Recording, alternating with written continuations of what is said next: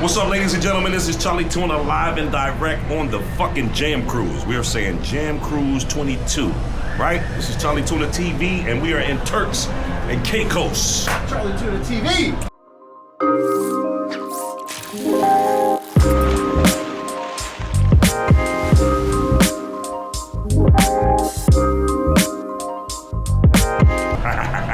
And I am sitting with two of my favorite motherfuckers on earth. Oh, that's for real. Not just like on some music shit, but for real. We've traveled the world together. And they blew my mind last night. It ain't like I ain't seen them. I ain't seen them play for a year. Last Jam Cruise, right? But dude, y'all was killing it last night. Ladies and gentlemen, give it up for Mr. Ronald Mercurio and Mr. Ben Ellman of Galactic. And the crowd goes wild. All right, so I'm trying to do this 3-question thing. Start this series when I travel like this, especially on boats, and call it fishing trip. Right? So, my first question for you guys is this.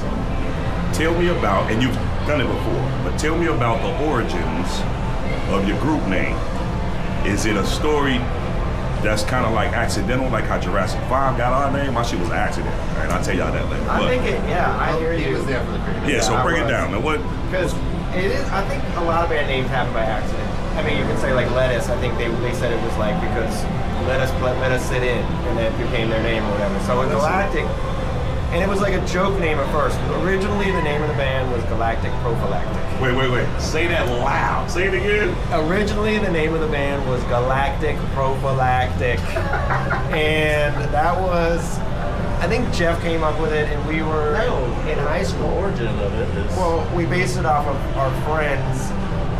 Okay, we had a friend named Manuel, and he always had this like prophylactic in his wallet, and he would call it like, ooh, that's my Galactic Prophylactic.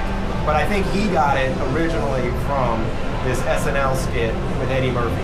Eddie Murphy SNL skit is really the origin. But Wow, I never heard this part. Oh yeah, so yeah, SNL skit, and it was like this ad for the Galactic Prophylactic, and Eddie Murphy is like selling this Galactic Prophylactic that you can reuse, and like bullets can go through it, and check it out, it's on YouTube. Oh. Well, you never need buy another prophylactic again, thanks to Popil's new Galactic Prophylactic. The prophylactic guaranteed to last you 50 years. Imagine that, 50 years. It's more than a contraceptive, it's a family heirloom.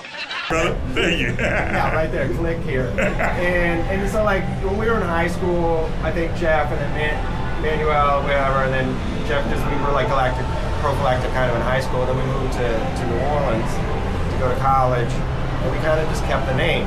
And then we built the band, we got, all these different people throughout the process, and we were like a college folk band writing kind of silly songs. Like we had, like the original singer wrote a song about a checkout woman at the Winn-Dixie, like called Winn-Dixie Diva, and like, weird, stupid stuff. But we kept the Galactic Prophylactic going, and we became pretty popular.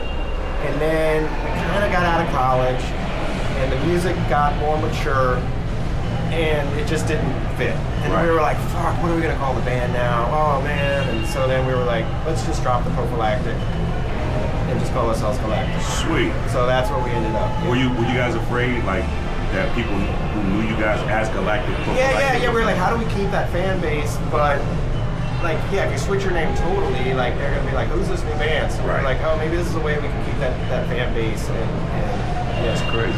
Yeah. Yeah. So it was an accident, ladies and gentlemen, like us. Yes, it was. All right, my second question is, how has music changed or affected your life for the better or worse? Whichever way you want to answer that. Yeah. Or we can do both. We'll do worse with you first. Well, to be honest with you, music was always an intentional hobby for me that turned into a career.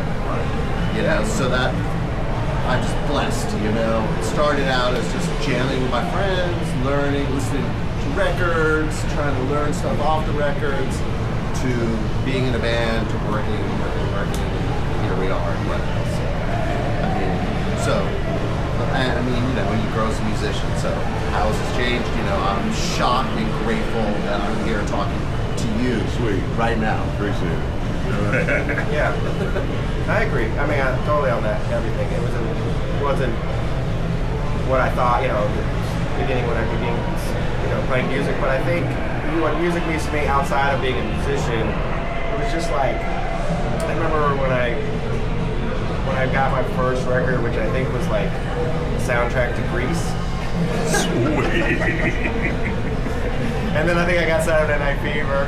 But then with my own money, the first record I bought was Prince's, it was a purple 7-inch of When Doves Cry. Oh, wow. I wish I still had it because it was like so cool.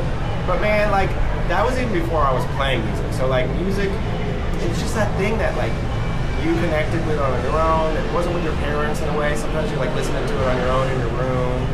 And it was like, just, you got to pick what you wanted to play. And I don't know, it just is like your first, like, being on your own and breaking out from anybody over you kind of a feeling, I think. I think that opens up people's minds, I think. You know, you get to like, as a young kid, you know, it's really important, I think, for music. That's crazy. It's true, because, man, it's like, for me, it was the same way with you. It was like, it was a hobby. Like, I wanted to paint. That's I still do. You know what I mean, right? Yeah. But like to be able to do the music and get accepted for it as if like you like some Superman or whatever. It's like, for real? Y'all like that? Like, that's cool. Well, watch this then. You know what I mean? It starts with just you're hanging with your boys. Yeah, exactly. Totally. A Have fun, reason you to, know? yeah, for sure. I mean, at least what I'm talking about is there wasn't really like, we're going to be famous, we're going to be a band, we're going to play gigs. Yeah. It's like, oh, I play this, you play that, let's see what happens. Yeah. Until all of a sudden it's like here. Yeah. You sit between two big ass cruise ships. Nuts. All right, fellas. My last question for you guys, and this one is specific to you. How does it feel owning such an iconic historic piece of land such as TIPITINA'S, right? And do you hope to preserve the concept of a place where the city can welcome up and coming nearby artists, or are you guys hoping to just take it even higher than that? Like, A little bit of both, I think. Yeah. You know, I think everybody, I speak for everyone in the band when I say TIPITINA'S, we feel like stewards. You know, it's hard to feel like you own a place that's been around that long with that much history and that much just amazing vibe and music, and, you know, and sort of part of the culture of New Orleans in the same way. So, you know, it's our job is to preserve that and make it the best version of that it can be, and not to fuck it up. yeah, so. But I do agree with that too. But yeah, I mean, to take it, we also want to kind of elevate it a little bit. You know, I mean, we're not against that, and we gotta like take it into the next generation. You know, so there's a little bit of that, like keeping your one foot in the culture and what's been there, but you know, updating it in some sorts of ways. But we're not talking updating it and making it like look glammy or anything, but keeping the vibe, but bringing it into this generation. Ladies and gentlemen, I'm sorry about all this I know. sound. It's but Carnival. they cracking over there, man. It's popping over there. So, can y'all speak about the like the little things like the record club that y'all opened up? You know what I mean? Like, that's pretty fucking sick. Yeah, you know? we're in year 6. It's kind of crazy, but Ben and I curate, kind of run the whole record club thing. And it was really just a concept that came out during the pandemic because it was the pandemic. We couldn't tour, the club couldn't be open, and we had kind of always talked about this idea, but we had the time to do it. Right.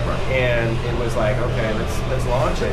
And vinyl was becoming more popular. It kind of was building, and people were starting to buy vinyl again, which is really cool. So like, 5 years ago we started, and we just released our 31st album. Yeah. You know, the amazing thing about it too, I think for Rob and myself, is that the amount of history of the culture that's in New Orleans, right? You start digging and you can find artifacts. Yeah. You know, so you start scratching the surface and you get put on a trail or something of like, oh, there's a recording of this person or something. And so the sort of curation's been amazing, but also just going through archives, you know, and Finding just crazy shit.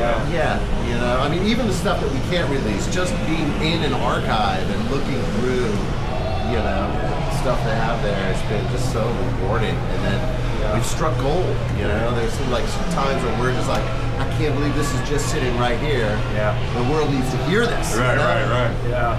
You can't. Sometimes you can't put it out though. Right, exactly. Yeah, there's a legality thing. But sometimes, we've been able to put out a lot of stuff that we find.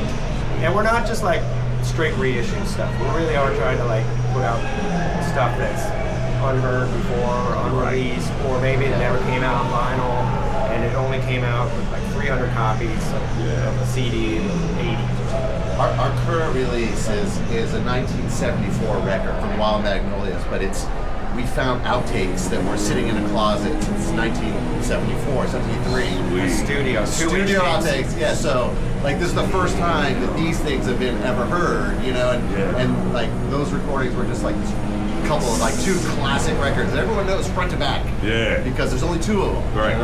Damn, that's And great. So so- you guys took them to the studio and mix. Well, we had transferred, 2-inch, and then we had a guy mix them. But just when you get access to that closet, you see what it is, you find it, you're like, could this be that? And then it's that. Right. We're like, can't believe it. That's The crazy. closet's in Bogalusa, Louisiana. It's in a studio that's like 90 miles from New Orleans. Like, we happen to be producing another band at. Went into this closet and we were like, oh, this is where they recorded that record. Oh, of course, that's that. And it didn't even say the band's name, it just said Indians Outtakes. Yeah. Been sitting on the shelf since the 70s, you know? That's nuts, man. And it's incredible. And it's these historic players, all these just legends at the height of their thing, and they're doing this super funky Electric Miles thing, you know? And it's like, anyway, that's the rewarding shit. Club. Yeah. Well, ladies and gentlemen, we ain't gonna take up no more of these brothers' time. This is my brother Rob and my brother Ben from Galactic. Socials, anything, say where people can see y'all at? And find out. Where are we at? Galacticfunk.com. TIPITINA'S Record Club. Yeah. Check it out, music lovers, if you like it. Yeah. It's really cool. Check it out. All right, once again, Fishing Trip, Charlie Tuna TV. Fucking Galactic, bitches.